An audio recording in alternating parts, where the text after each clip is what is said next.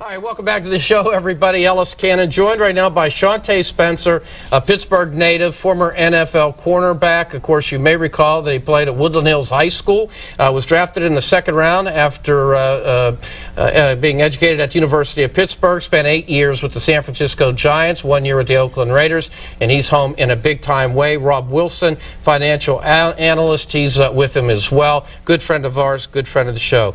Guys, I'm thankful very much you've taken the time to join us tonight. You look great. You look like you could play. There's Steeler fans wondering why you couldn't help last year. You made the decision to get out early. Why? I think your body tells you so. And another thing I really believe is you don't quit the NFL, it quits you. You know, so it was one of those things where, you know, I felt my body going, and when you know, you know. So. Well, that's great, because if you often hear that if you do it too early and you don't know, and of course we can go through the Brett Favre saga and others, and you think about it, and you live that down. So I'm glad you're at peace with that.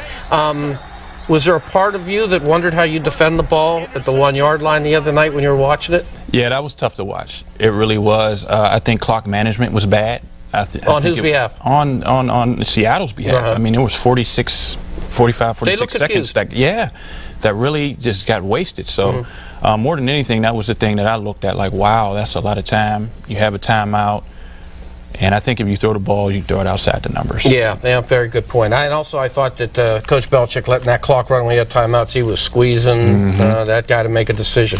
Let's talk about why you're here. And I mentioned earlier, guys, and Rob, you know this, successful businesses, you heard me say a moment ago, he has a lot of things that people otherwise don't have going for them, but we've talked about this on and off the air before. That's only the first part. The work begins after you get the access, right? Oh, absolutely. And there are no shortage of stories about professional athletes who have squandered their opportunities to maximize the financial side of playing in the league. And so on one hand, that's good for me because that's why I have a job, but it's really sad to see because they could do so much more for themselves, their family, their communities if they were really good stewards of those assets. One of the things I did in getting ready for our conversation, Shawntae, and we've got 2 segments so we can stretch our legs a bit, guys like Rick Meyer, Brad Pyatt, who people may not remember but actually played in Pittsburgh at one point, Eddie George, Venus Williams, Maria Sharapova, you'd love to be in those names and in those lights. They are players or athletes that have taken the opportunity,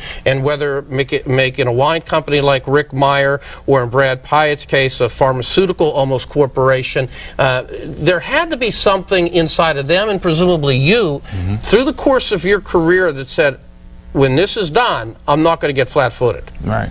Talk about that. Well, I think football is such a small window of opportunity. It's just a great head start on life, right? It's, you know, the average career is 3-4 years, you know, so coming into the game, coming into the NFL, understanding that, I think outlining what I wanted to do after football early on was very big for me. This is something that we talked about. I started working with Rob right around my 3rd year in the NFL, right around my 2nd deal. And from that point on, we start talking about, you know, long term, you know, financial sustainability. So it was one of those things we explored the food and service industry. We researched the brand Wingstop for 2 years, you know, before we made that deal. Yeah, we went to a lot of different trade shows out in Vegas and different things like that.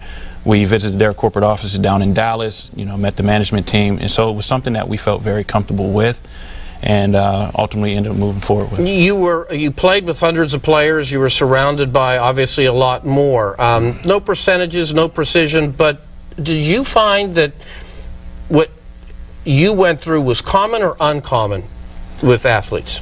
I felt it was uncommon. You know, I think a lot of athletes don't take advantage of the tools that's in or the resources that's available to them. I think the NFL does a great job as far as career planning after football, whether it's boot camps, whether you want to be an analyst, you know, on ESPN, or whether you want to, you know, pursue movies, different things like that. They have all these different programs at these universities, whether it's, you know, Stanford, Notre Dame,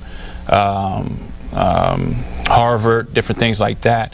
And a lot of guys don't take advantage of that. So it's one of those things where I went to about 3 of those, and met some very, very great people, you know, that helped me along still today and mentor me now today. So that's very interesting. We're going to come back. I wanted to have Rob Wilson walk us through a little bit of that journey, particularly in light of what Shawntae just said about this conversation starting years ago and it coming into fruition just now in the last year or so. And also, I think that's just a great point. The NFL does offer a lot of these type of seminars and opportunities. I'm glad that Shawntae took advantage of it. We'll come back in 2 minutes, and we're going to be talking about Wingstop at a place near you.